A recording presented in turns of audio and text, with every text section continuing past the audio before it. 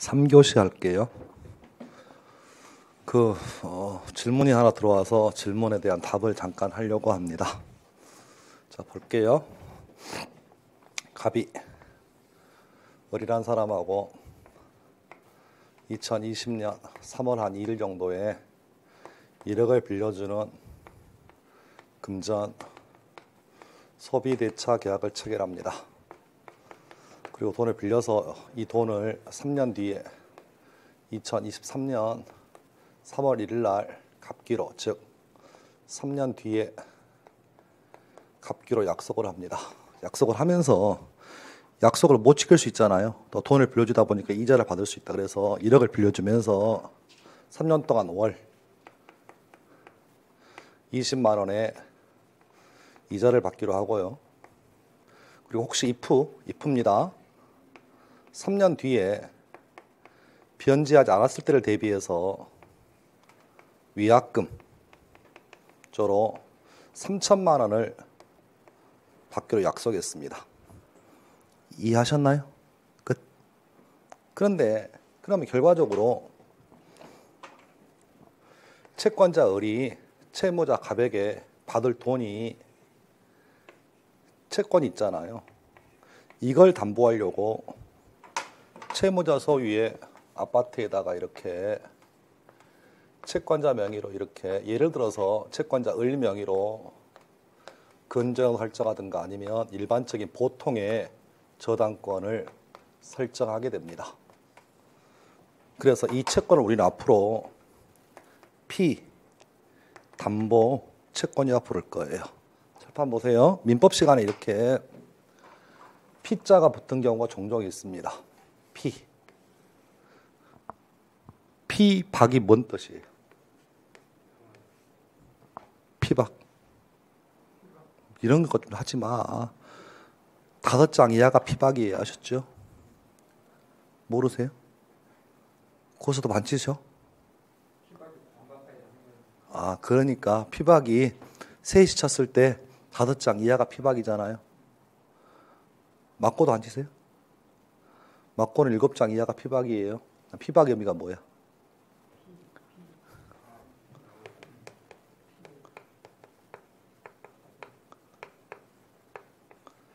박을 뭐하다? 당하다. 피박이라고요? 박을 당했다고? 피고가 뭔 뜻이에요? 고소를 당하다.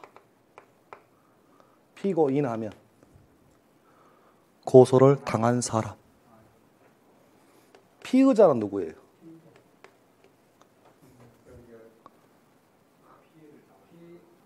피의자가 뭔 뜻이냐고.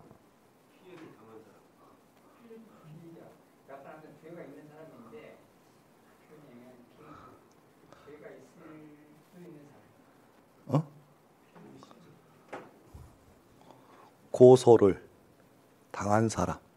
그러니까 법이 어렵지 않아. 단어의 답이 나와 있어. 피의자가 뭔 뜻이야? 너 물건 훔쳤지? 그래, 너 사람 죽였지? 의심을 당한 자. 이게 민법을 잘하면 뉴스가 보입니다. 아셨죠? 우리가 까막눈이고 들은 것이 없어서 뉴스를 구별 못해요. 이해하셨어요? 피고인은 민사건이에요. 피고인은. 피의자는 형사건이에요. 이해하셨어요 지금? 끝. 피상속인은 뭘까요?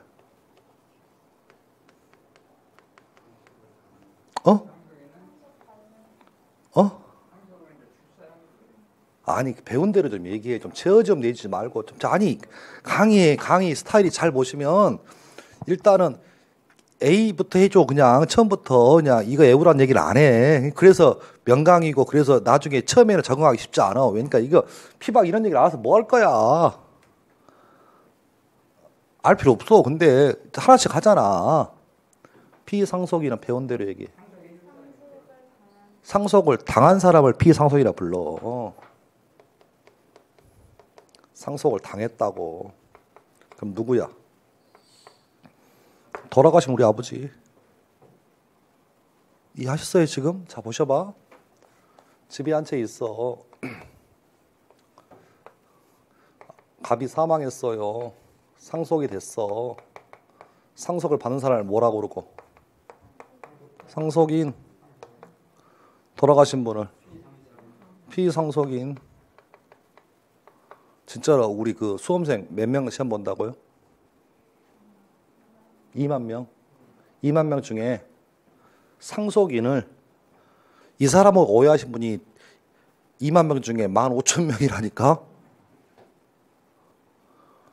이 개탄을 하지 않을 수 없는 노릇이야. 민법 시간에 민법을 배우면서 어떻게 상속인은 상속을 받는 사람을 상속인이라 불러. 근데 상속인을 상속을 해주는 사람이라고. 즉 돌아가신 저희 할아버지 생각하시는 꽤 많어. 제 말 이해했어요 지금? 자 이제 본질 피담보채권이라.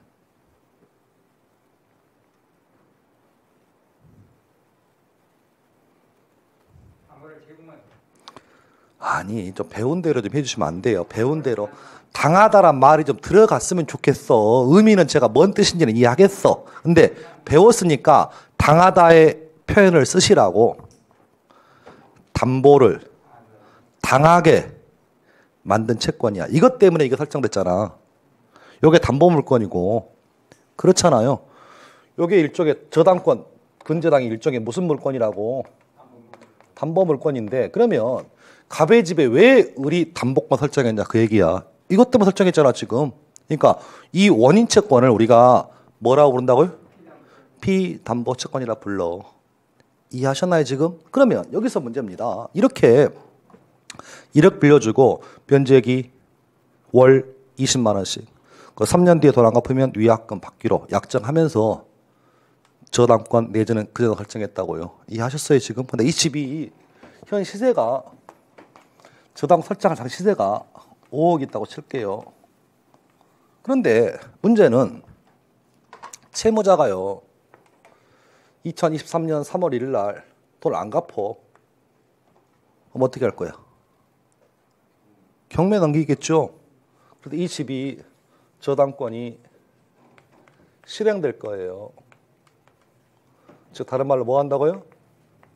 경매가 된다. 잠깐만. 우리 지난주에 경매의 종류를 강제경매와 임의경매라는 단어 들어보셨죠? 저 경매는 강제경매예요, 임의경매예요? 임의경매예요. 다른 말로 담보권 실행형 경매야. 그래서 경매를 진행한 결과 이 집의 낙찰가가 4억 8천에 낙찰되었어. 이해하셨죠? 4억 8천 중에서 채권자 을이 받아갈 돈이 피담보 채권이 되는 거예요. 이해하셨어요?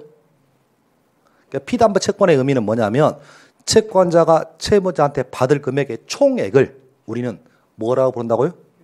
피담보 채권이라 부를 거라고. 자 그러면 계산해 보셔봐. 얼마 받아갈까? 경땡 나오면 얼마 받아가? 원금 받아가겠나요? 원금 받아가야지. 두 번째 이자 받아가야지. 세 번째 위약금 받아가야죠. 이해하셨어요 지금? 그리고 네 번째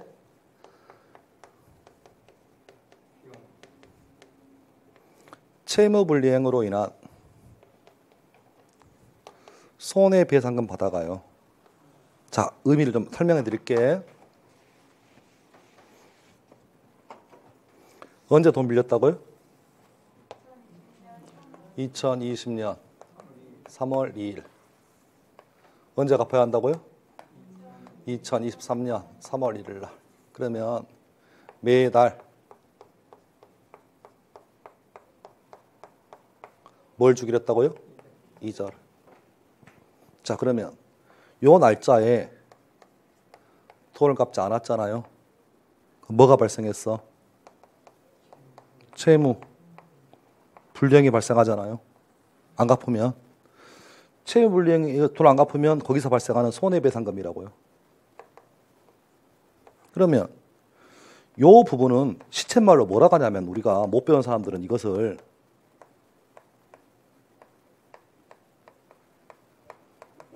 이렇게 불러요. 지연이자 내지는 연체이자. 죄송해요, 표현이. 못 배운 사람들은 저렇게 갚아야 할 날짜에 돈을 갚지 않으면 연체율이 붙잖아. 연체이자, 지연이자라 불러, 못 배운 사람들은. 근데 저건 이자가 아니에요, 이건 이자 아니에요. 이자는 요게 이자예요. 이해하셨어요? 요건 표준말로 뭐라고 한다고요? 채무불이행에 의한 손해배상금이라고 불러. 이걸 다른 표준말로는 지연손해금이라고 부를 거예요. 즉 먼저 하고 싶은 얘기, 시쳇말로 사투리로 지연이자, 연체이자라고는 하지만 민법상 이자 아니에요. 저걸 표준말로 뭐라고 한다고요? 채무불이행으로 인한 손해배상금 내지는 뭐라고 한다? 지연손해금이라고 부릅니다. 그런데 이제 결론이 이거예요. 선생님, 근저당하고 저당권의 차이가 뭡니까? 라는 질문이 들어와 설명하는 거예요. 근데 이게 자 보세요. 일반적인 저당권을 배우고 나서 우리가 차후에 근저당을 배울 건데요. 같은 의미로 보시면 돼요. 그냥 표현의 차이를 두지 않고. 다만 제가 설명할 때 이렇게 설명해요. 실무에서는 저당권 없어요. 저도 지금까지 실무에 저당권 설정된 경우를 못 봤습니다. 실무는 100% 근저당입니다. 다만 우리는 수험생이다 보니까 저당권과 근저당을 구분하셔야 돼. 이해하셨나요? 다만 시험 지문이 저당권이 나오든 근저당이 나오든 그렇게 의미는 두지 마세요. 봉황이란 새 보셨어? 들어봤어요? 그게 저당권이에요. 저당권은 들어는 봤는데 저도 실무 때 본 적이 없어. 자, 그러면 양자의 차이가 뭐냐? 자, 그러면 만일에 내년이죠. 2년 뒤인데 요 날짜에 돈을 안 갚으면 채권자가 바로 경매를 신청할까요? 신청 안 합니다. 왜? 요즘 1억 맡겨놓으면 은행에 금리 얼마나 붙어요? 아실 것 같은데. 1%도 안 될 것 같은데. 은행 1억 넣어놨죠. 그렇게 디테일한 건 아니니까 형님. 그 디테일한 게 그만큼 낮다는 거야. 아셨죠? 근데 여기는 연체이자가, 지연이자가 법적으로 5%예요. 민법상 5%입니다. 그러면 복리로부터요. 그러면 경매를 신청하겠어 안 하겠어? 채권자가. 안 합니다. 왜? 하룻밤 자고 나면 5% 붙는다니까? 연 5% 붙어. 그럼 여러분이 채권자라면 어떻게 하시겠어? 조금 기다리는 것도 아니라 그냥 은행에 넣었다 치고 저 5억 찰 때까지 냅둬 그냥. 그럼 내가 4억 8천 받는 거잖아. 굳이 경매를 실행할 이유가 없다고. 어디 가서 아니 돈을 받아봐. 원금 1억. 이자 얼마야?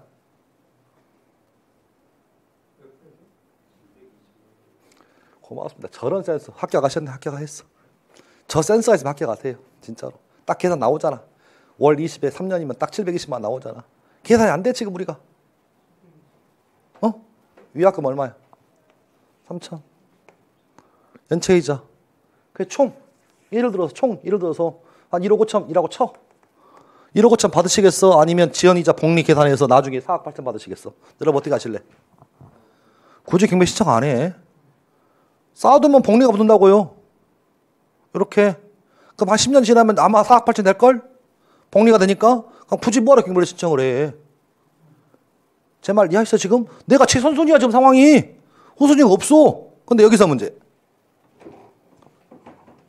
이 집에 2020년 3월 1일 저당 설정할 당시에 5억짜리 집에 이렇게 1억 들어와 있잖아요.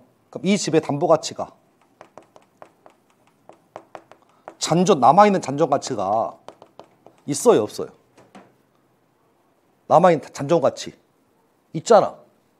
그러니까 병은행 가서 내가 5억짜리 집에 1억 설정돼 있으니까 제가 많이 받아가도 2억 받아갑니다. 3억은 담보 가치 있습니다. 라고 하면서 제2 금융권 가서 돈 빌릴 수 있잖아. 충분히. 그래서 병이 이 집에다가 후순위로 들어갑니다. 2021년 3월 1일 날 2번 저당권 설정했어, 지금. 이해하셨나요, 지금? 그런데 1번 저당권자 을이 어차피 얘가 선순위니까 제가 후순위니까 얘가 먼저 배당을 받게 돼 있어, 상황이. 근데 경매를 실행할 수 있음에도 불구하고 무한정 경매를 실행 안 해. 그러면 후순위 저당권자 다쳐요, 안 다쳐요? 다치니까 야, 너 채권자 을 아무리 돈을 받아가더라도 지연이자는 1년분만 받아가라.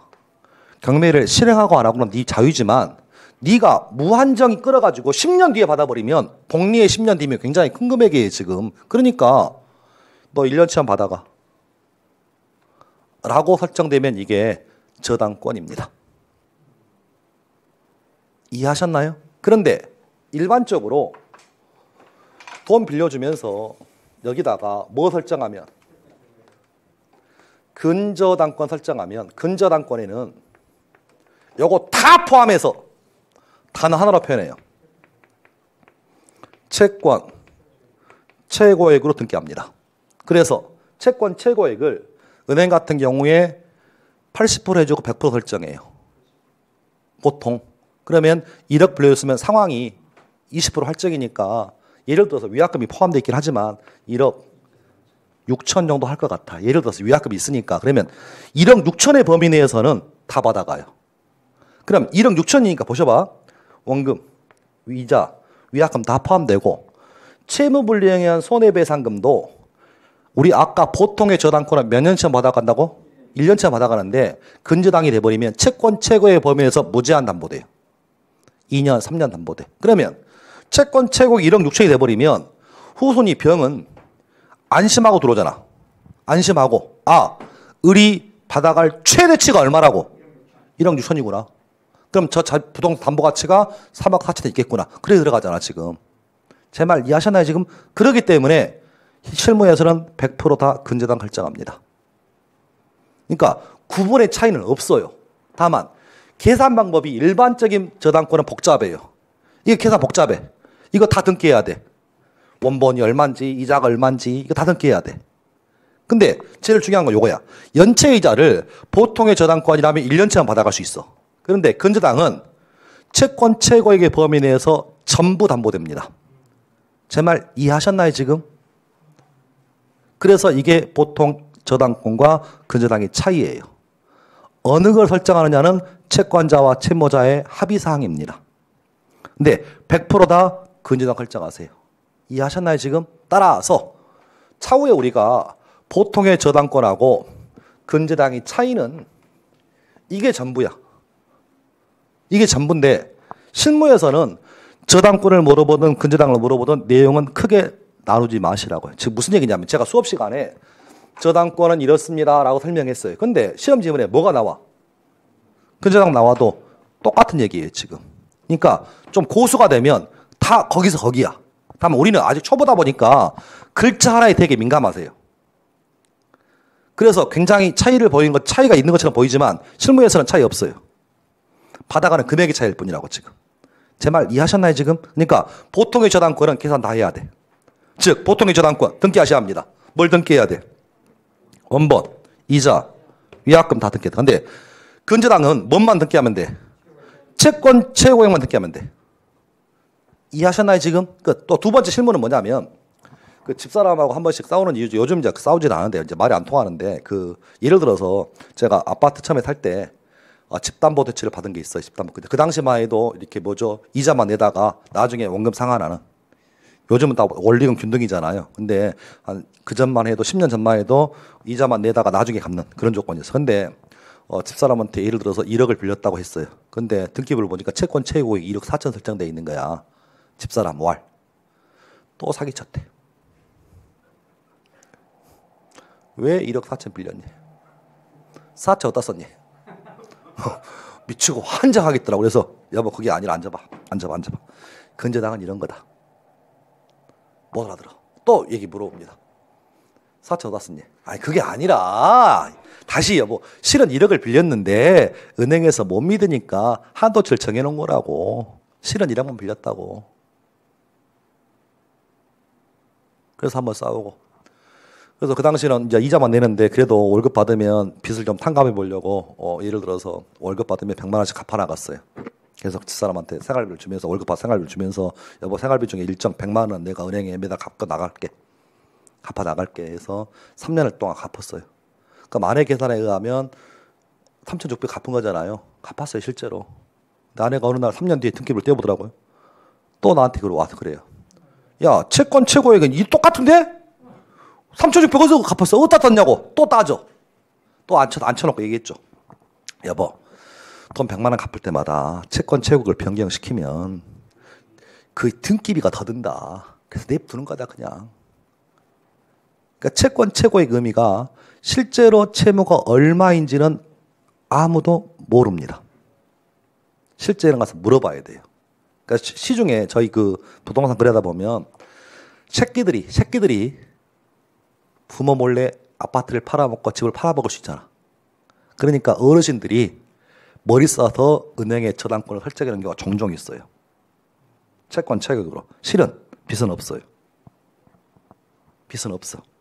즉 무슨 얘기냐면 근저당은 증감 변동합니다. 그러니까 쉽게 표현하면 마이너스 통장이라고 생각하시면 돼요. 제가 오늘 국민은행 가서 한도가 1,000만 원짜리 마이너스 통장을 발급받았다 라고 하면 저 오늘 국민은행 가서 얼마 빌렸은 거예요? 몰라. 카드만 발급받았다고요. 카드만. 그러면 1,000만 원 오늘 빌려 쓸 수도 있지만 혹시나 모를 미래를 위해서 제가 안 빌려 쓸 수 있잖아요. 제 말 이해했어 지금? 근데 실제로 1,000만 원 빌린 것은 아니야. 미래를 위해서 빌려놓은 거야. 그러니까 1,000만 원 빌려 썼다가 예를 들어서 오늘 빌려 써가지고 내일 갚았어요. 그러면 카드가 없어져 한도가? 아니에요. 항상 증감 변동하게 돼 있어. 이게 근저당이에요 지금. 제 말 이해했어요 지금? 근데 보통의 저당권은 채무액이 확정돼 있잖아요. 빌린 금액이 확정돼 있으니까 갚을 때마다 저당권 변경을 하셔야 돼요. 이런 실무적인 번거로움 때문에 근저당이 100% 들어옵니다. 제 말 뜻 이해하셨어요 지금?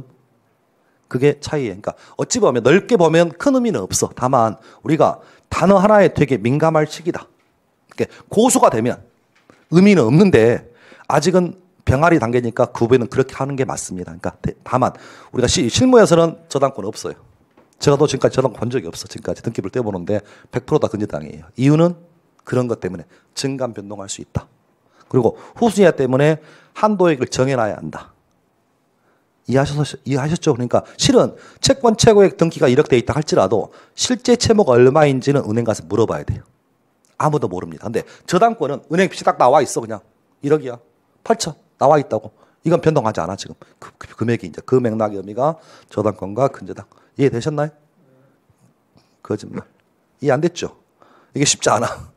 이게 처음 이렇게 저당권의 개념이 없는 사람들 쉽지 않습니다. 일단 다만 그래도 몇 번 이해하실까 설명을 좀 했습니다.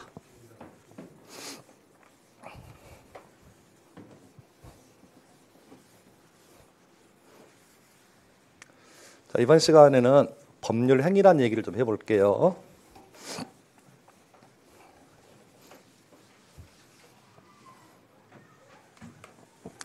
법률 행위의 사전적 의미는 이렇게 표현합니다. 한번 들어보세요. 적지 마시고. 법률 행위는 의사표시를 필수 불가결의 요소로 하는 법률의 요건을 우리는 앞으로 법률 행위라고 부를 거예요. 그러면 포인트가 두 가지예요. 하나의 포인트는 의사표시를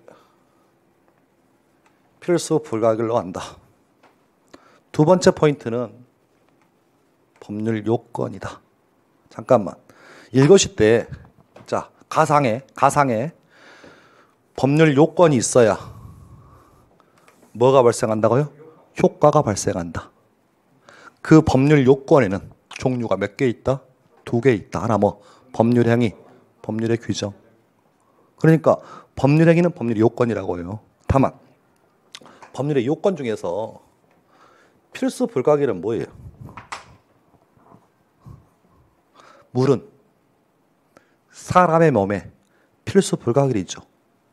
그러면 사람의 몸에는 반드시 물이 있어야 되는 거 맞지? 그럼 법률 행위는 반드시 의사표시 있어야 돼요? 있어야 돼요. 있어야 돼. 의사표시가 없는 것은 법률 행위에 부를 수 없습니다. 그래서 반드시 법률 행위는 최소한 1개 이상의 의사표시가 포함되어 있을 수밖에 없어요. 제 말 이해하셨나요? 그래서 이론 정리할 때 학자들은 이렇게 표현합니다. 법률 행위라고 하는 것은 의사표시를 필수 불가결, 다른 말로 직역을 한번 해볼게요. 직역을. 자, 법률 행위라고 하는 것은 의사표시를 매개로 하여 법률의 효과가 발생하는 것을 모아서 우리는 뭐라고 부른다고요? 법률 행위라고 이름을 짓는다고요. 이해하셨나요? 끝. 그래서 이 법률 행위에는 종류가 수없이 많은데요. 법률 행위가 너무 추상적이다 보니까 이걸 이제 구별하는 방법에 따라서 수천 가지가 나옵니다. 수천 가지. 그래서 제 식대로 표현할게요. 효력을 발생하려면 일정한 방식이 있어야 합니다. 이것을 요식이라 불러요. 일정한 방식을 갖추지 않더라도 효력을 발생합니다라는 것을 불요식이라 불러요. 이것도 법률행위를 구분하는 방식이에요. 또 들어만 보세요. 내가 살아있을 때 효력을 발생하면 생전행위라 불러요.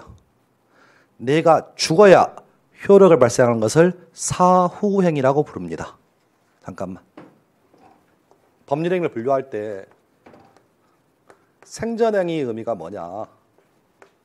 내가 뭐 할 때? 살아있을 때 효력을 뭐 한다? 발생하면 이걸 뭐라고 한다? 생전행위. 반대말 사후행위라는 게 있어요. 이 말의 의미는 내가 뭐 해야? 죽을 사자. 죽은 다음에 효력을 발생하는 걸 뭐라고 한다고요? 사후행위. 두 가지가 다 뭐라고? 법률행위야. 그러니까 효력을 발생하는 시기가 살아있을 때 효력을 발생하면 뭐라고 부르고? 생전행위. 내가 죽어 효력을 발생하면 사후행위. 여러분은 사후행위를 두 가지 다 배웠어요. 민법의 원칙은 생전이에요. 매매. 여러분 살아있을 때 하는 거예요. 증여. 살아있을 때 하는 거야. 사후행위는 사인증여. 사인증여. 그리고 유증. 유증은 내가 아버지가 죽어야 효력 발생해. 사인증여도 죽어야 발생해. 그래서 법률행위를 분류하는 방법이 수없이 많은데 가장 고전적인 방법은 1번 단독행위란 개념이 있고요. 두 번째 계약이란 개념이 나오고 세 번째 합동행위란 개념이 나옵니다. 자, 그래서 이제 정리.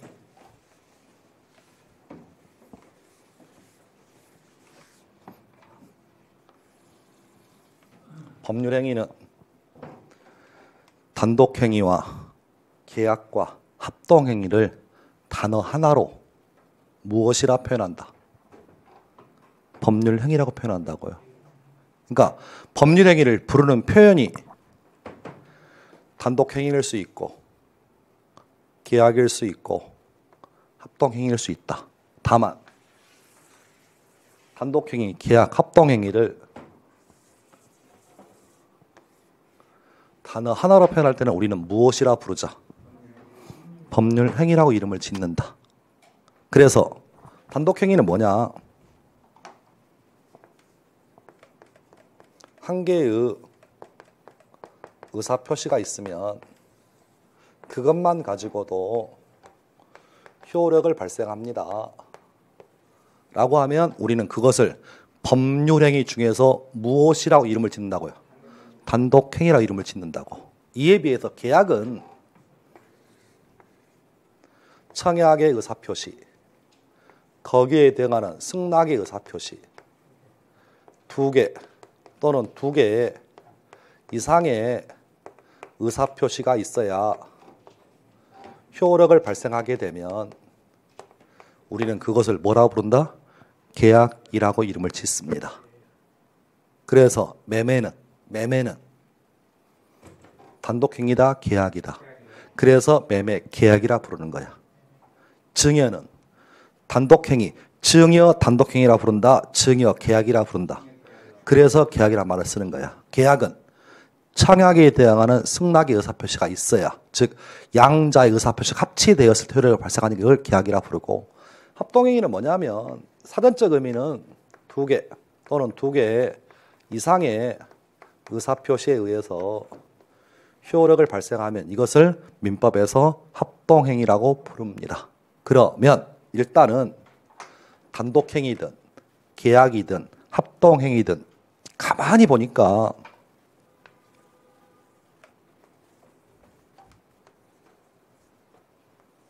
공통점이 있네요. 어떤 공통점? 의사표시에 의해서 효력을 발생한다라는 점은 공통이잖아. 그래서 저걸 한 단어로 뭐라고 부른다고요? 법률행위라고 이름을 짓는다. 다만 효과를 발생하는 의사표시 개수가 몇 개 필요하면, 하나가 필요하면 이것은 단독행위라 부르고, 2개 이상 필요하면 계약 또는 합동행위라고 이름을 짓는다고요. 아니, 선생님, 그러면 계약과 합동행위가 2개 이상인데 이 구별이 안 되네요. 구별은 이겁니다. 계약은 서로 이 의사표시가요, 서로 대립각을 세웁니다. 즉 매도인의 의사와 매수인의 의사 서로 대립각이에요. 자식대로 표현하면 매도인은 비싸게, 매수인은 싸게 살려고 하는 게야. 서로 마주보고 있다고요 지금. 근데 합동행위는, 자, 여러분이 모임 개 생각하시면 돼요. 동창회 있으세요? 동창회? 초등학교 동창회, 중학교 동창회 다 있어요? 1년간은 끊으세요. 아셨죠? 자, 동창회 몇 명 모여야 돼? 2명 모이면 되잖아. 2명. 혼자 할 수는 없잖아, 걔를. 몇 명이 모이라고요? 2명이 모이라고. 그래서 예를 들어서 처음에 동창회 만들 때 친구들끼리 모여가지고 다른 사람들 다 동창회 있더라, 우리 동창회 만들자라고 의사를 표시하잖아. 3사람이면 3사람의 의사표시, 4사람이면 4사람의 의사표시. 2만 있어도 동창회 만들잖아요. 혼자서 만들 수는 없잖아. 그래서 의사표시가 2개 필요하는데, 문제는 합동행위 의사표시는 서로 대립각이 아니에요. 즉 목표 하나를 놓고 같은 방향을 가는 거야 지금. 그래서 이 의사표시를 동향적 의사표시라고, 방향이 같다. 그러니까 계약은 서로 마주보고 있는 게 계약이라고요, 쌍방간에. 근데 합동행위는 이렇게 쭉 서서 한 방향을 바라봐. 목표가 똑같아. 걔 모임 만들자. 제 말 이해하셨나요 지금? 혹시 친구 중에 약간 떨어지는 친구 있어요? 없다고? 친구 중에 떨어지는 친구 없으세요? 그러니까 얘를 한겨울에 꼭꼭고 이렇게 꼭꼭고 항상 웃고 다니신 분 있잖아, 친구 중에. 그러면 자 보셔봐. 의사표시라고 하는 것은 정상적인 의사표시였을 때 효력이 발생하는 게 맞겠잖아요. 근데 계약은 사람이 비정상이면 그 의사표시도 무효가 됩니다. 그런데 예를 들어 동창회 10명이 있는데 10명이 다 멀쩡할 수는 없을 수 있어. 한두 명이 비정상일 수 있잖아. 그래도 동창회를 만드는 것은 문제 있어요, 없어요? 문제 없어. 그러니까 이 계약 합동의 차이점 그 얘기야. 다만 우리는 거기까지 힘드니까 합동행위라는 개념이 어떤 개념이냐면, 사람들의 모임을 만드는, 사람들의 모임이 일종의 민법상 사단법인이에요. 혹시 동창회 등기돼 있어요? 등기 안 돼 있어요? 그래서 등기가 안 되면 우리는 그 단체를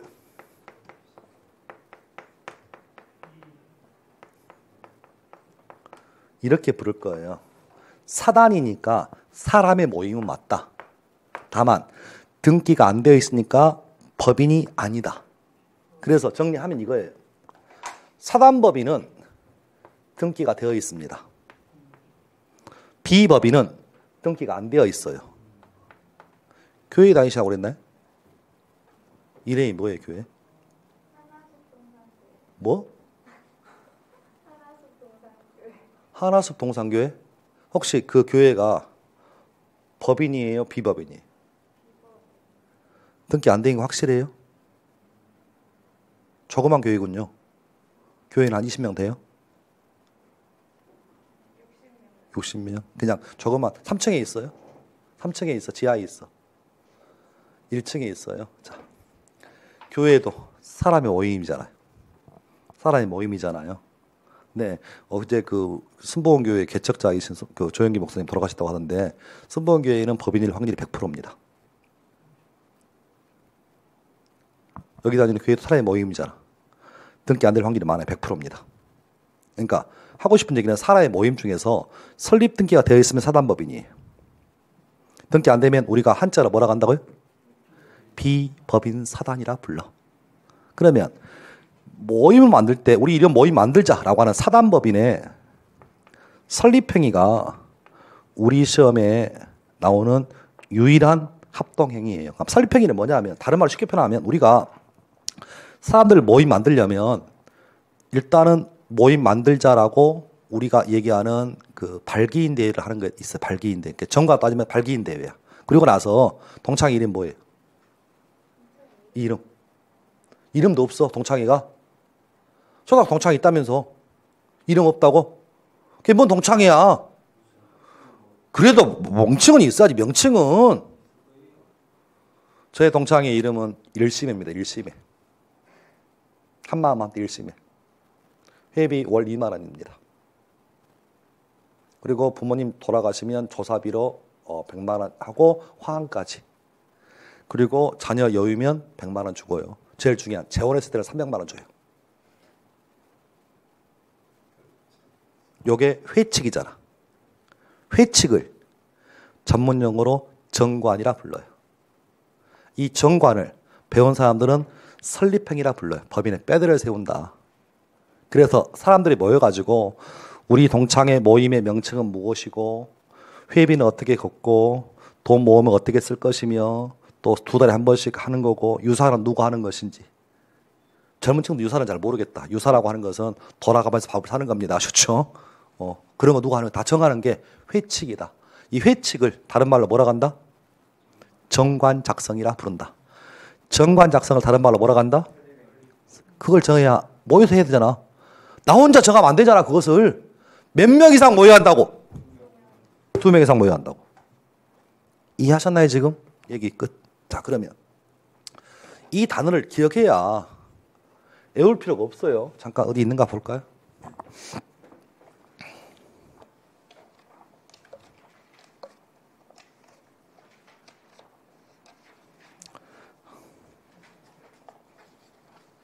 그 270페이지 270페이지 270페이지 펴보세요. 103조 있어요? 103조 있어요? 270페이지 103조 있죠? 제목만 봐. 제목만. 제목이 뭐예요?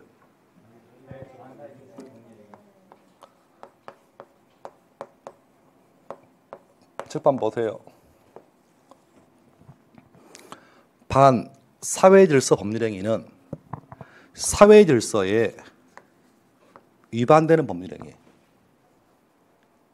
이해하셨어요 지금? 그러면 반 사회질서의 법률행위는 법적으로 효력이 무효입니다. 그러면 이제 보셔봐. 법률행위는 저것들 법률행위잖아. 맞죠? 그러니까 반 사회질서적인 단독행위 무효예요.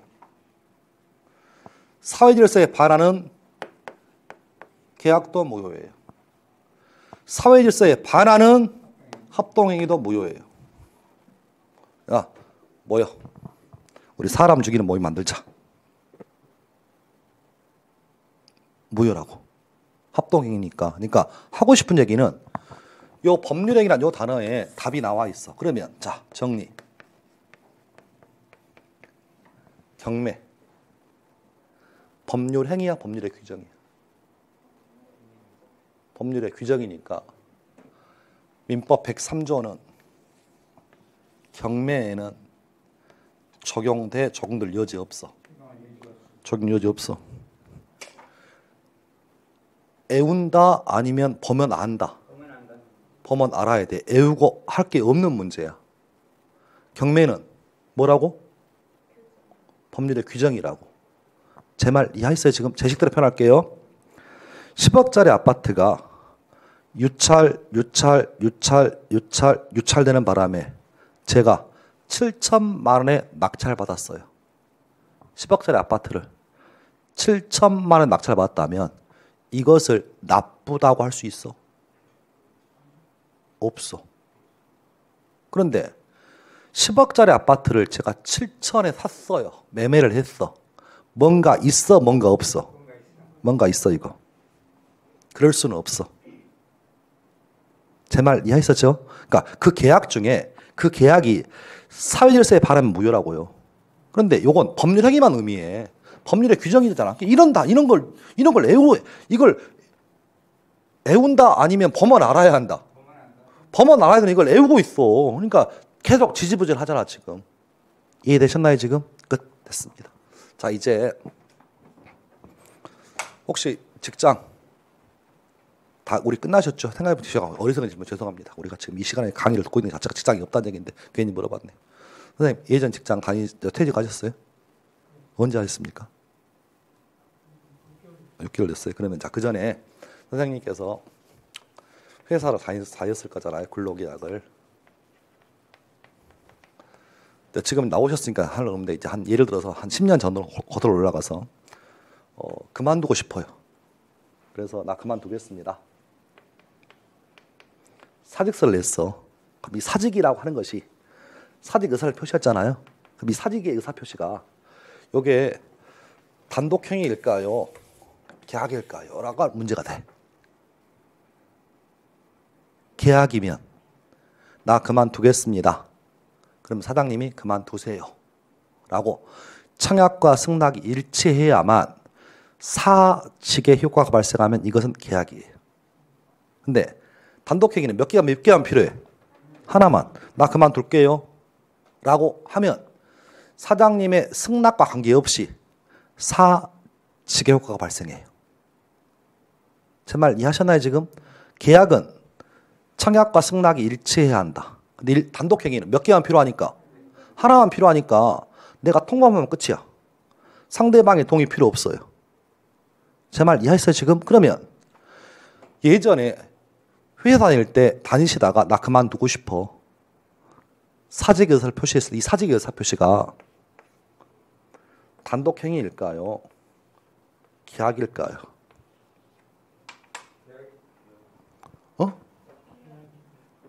자, 그 당시 선생님이 연봉을 1억 받고 다니셨어요. 아셨죠? 10년 전에. 근데 옆에 경쟁사에서 3억을 주겠대. 3억을 주겠대. 그래서 사표를 냈어. 사장님이 가지 마라. 너 없으면 회사 안 돌아간다. 가지 마라. 나는 동의 못 해준다. 라고 하면 계속 근무하시겠어? 사장님의 그따위 소리는 헛소리로 치고 바로 가겠어. 항상 사람은 앞뒷말이 항상 같아야 한다고 생각을 좀 해보고 물어보라고. 그러면 아까는 계약이라며. 그럼 사장님이 붙잡으면 못 가게? 안 된다. 너는 우리 회사 인재다. 가지 마라. 연봉은 1년에 1,000만 원 주면서. 그럼 여러분은 평생 못 벗어나 그 직장을. 나 때려치면 때려치는 거야. 제 말 뜻 이해했어요 지금? 그러니까 효력을 발생하려면 상대방이 동의, 승낙이 필요하면 계약이고요. 그거 필요 없어. 나만 통보하면 끝나는 것은 단독행위라 부른다고. 제 말 이해하셨어요? 그래서 차후에 배울 거예요. 우리는 나 그만둡니다. 나는 사이명의는 단독행위라 부를 거라고요. 이해하셨어요? 끝. 우리 중에 처녀 총각이 없는 걸로 봐서는 자 보셔봐. 남녀가 만나다가 헤어지려고 합니다. 법적으로 처녀 총각이에요. 헤어지려면 서로 상대방과 합의를 봐야 돼. 일방적으로 꺼져라고 하면 돼. 아직 혼인 신고가 안 돼 있는 그냥 젊은 커플이야. 또 제가 죄송해요. 상처하든 또 돌싱이든 상관없이 일단 법적으로 아무런 문제가 없는 사람이 사귀다가 헤어지려고 해. 나 너랑 헤어지고 싶어요. 라고 하면 상대방의 동의나 양해를 구해야 돼. 상대방의 동의 양해 없이 바로 꺼져 하면 바로 헤어지는 거야. 그걸 동의를 요해버리면 스토커 돼요. 야 꺼져. 그리고 안 만나면 돼. 그건 단독행위야. 근데 법적인 부부지간은 어떨까? 법적인 부부지간. 야 꺼져. 나 너랑 살기 싫으니까. 그럼 이혼 되는 거야? 아니면 동의 받아야 돼? 지금 제 말 뜻 이해하셨지? 이해하셨어요 지금? 그러니까 단독행위가 굉장히 어찌 보면 상대방한테 불리할 수 있습니다. 제 말 이해했어요 지금? 단독행위는 법에 나와 있을 때만 행사할 수 있습니다. 여러분이 지어낼 수는 없어. 이해하셨나요 지금? 끝. 그래서 단독행위를 보시고 단독행위에는요 한번 들어보세요. 종류가 두 가지 있대. 머리 아파 죽겠어. 상대방이 있는 단독행위가 있고요. 상대방이 없는 단독행위가 있답니다. 자, 가볼게요. 갑이라는 사람이 근로자인데요. 을이라는 회사를 다니다가 나 그만둘 거예요. 사직의 의사를 표시합니다. 여기에 뭐라고요? 단독행위라고. 아버지께서 집에 앉혀 있는데 을이라는 아들에게 유언으로 유증합니다. 나 죽거든. 이 집 너에게 주겠다라고 뭐 했다고요? 의사를 표시했어. 그럼 유증도 단독행위입니다. 이해하셨나요? 자식의 동의를 구할 필요가 없다고. 내가 내 아파트를, 내 땅을 주는데 자식의 동의 필요 없다. 내가 주고 싶다면 주는 거라고 지금 유증은. 이해하셨나요 지금? 그럼 여기서 문제입니다. 이게 표현이 상대방이 있는 것과 상대방이 없다라는 표현을 하지만 이게 좀 그런 맥락은 아니에요. 즉 있다 없다의 뜻은 상대방이 누구인지 정해져 있어. 정해져 있다고. 의사표시를 해야 될 상대방이 정해져 있어. 그러면 이것을 상대방이 있다라고 표현합니다. 근데 의사를 표시할 상대방이 특정되지 않으면 이것은 상대방이 없다라고 표현해요. 잠깐만. 여기서 갑이 사직서를 내고 싶어요. 회사에게만 내 아니면 아내에게도 내도 돼. 아내한테 가가지고 친구들 만나서 야, 사회에서 더러워가지고 그만두고 싶다. 그럼 사직이 되는 거야? 누구한테만 해야 돼? 회사에게만 해야 돼. 회사에게만. 회사에게만. 즉 의사를 표시하는 상대방이 딱 정해져 있어.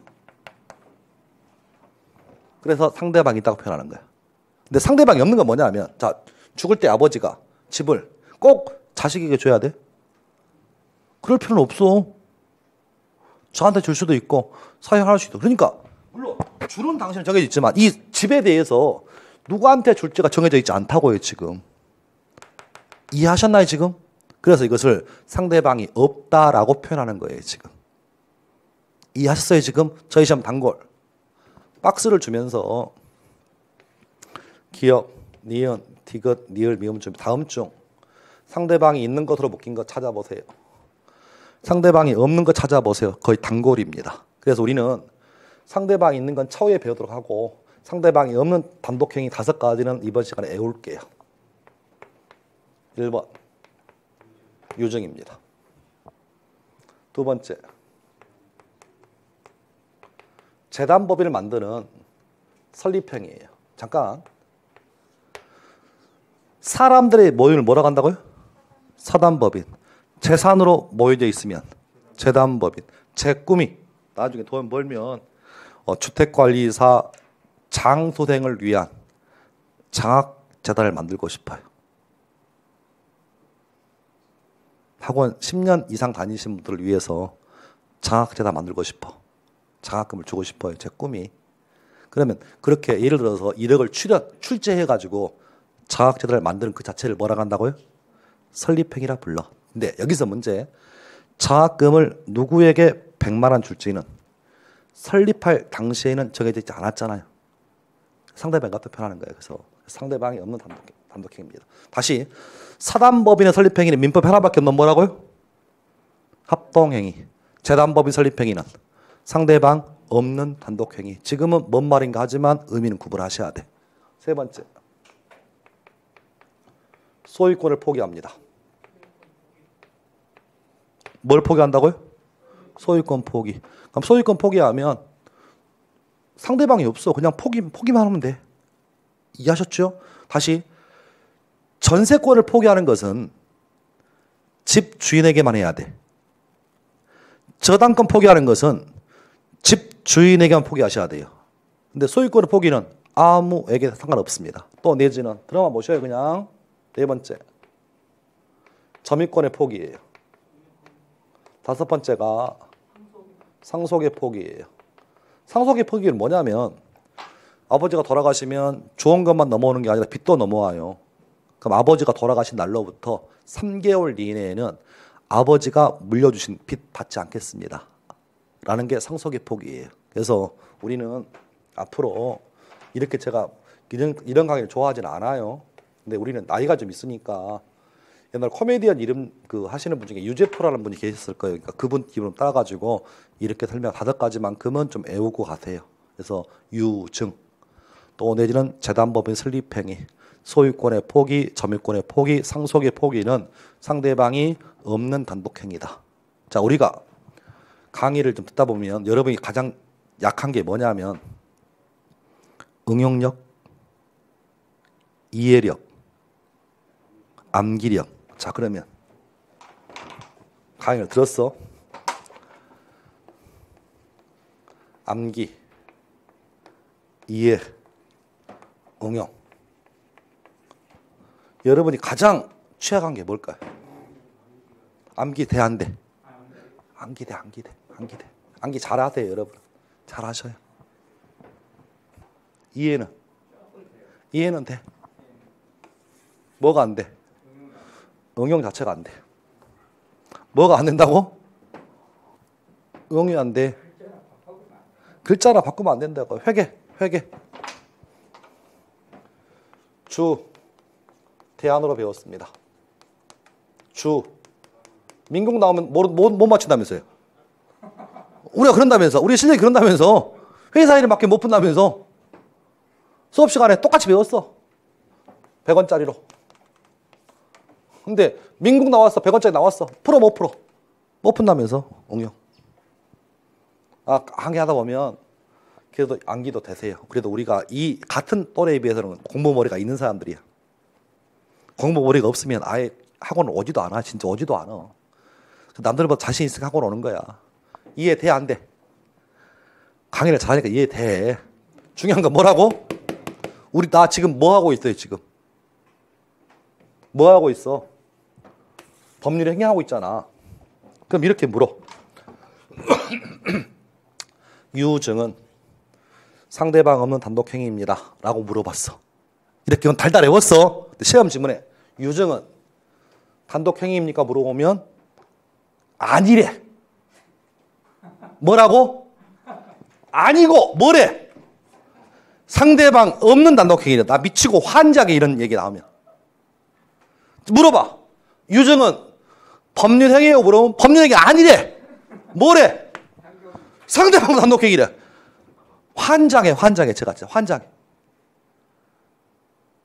약간 과장스럽게 얘기했지만 이게 시험장 가면 생각보다 떠오르지 않습니다. 그러니까 저는 계속 제가 제 폰은 상대방 없는 단독행위입니다. 단독행위입니다라고 애워세요라고 알려드렸는데 물어보는 것은 저 엉뚱하게 법률행위를 물어보면 또 헷갈려. 상대방 없는 단독행위인데 또 아닌 것으로 착각할 수밖에 없어. 그러니까 이 연습은 그래서 하나씩 하시라고 지금. 제 말 뜻 이해하셨나요 지금? 그래서 여기까지. 그래서 그 얘기가 방금 했던 얘기가 어딘가 있을 거예요. 한번 찾아볼게요. 제가 264쪽에 있대요. 264쪽. 그 박스 있죠? 박스 있죠? 오른쪽 봐봐. 오른쪽 기출문제. 올 7월에 나왔던 기출문제. 올 7월 시험이에요. 이게 24회니까. 여러분 보실 시험 25회고 올 7월 달 봤던 2달 전에 봤던 시험 보셔봐. 상대방 있는 없는. 있는 거 물어보네. 그러면 디귿하고 리을은 배웠잖아. 뭐라고? 없다라고 배웠잖아. 그럼 디귿 리을 없으면 답이야? 기역 니은이 답이라고요? 네. 문제가 쉬워요, 어려워요? 이거 문제도 아니요. 근데 틀리는 사람이 있을까 없을까? 또 있어. 문제를 읽을 줄을 몰라. 그러니까 이게 좀 다른 얘기긴 합니다만 우리가 문제를 풀다 보면 설문에 눈이 먼저 가는 게 아니라 박스에 먼저 눈이 가. 설문이 뭘 물어보는 거라고? 있는. 그러다 그렇게 보시면 돼요. 거기까지. 좀 쉬었다가 한 30분만 더 할게요. 좀 쉬었다 오겠습니다.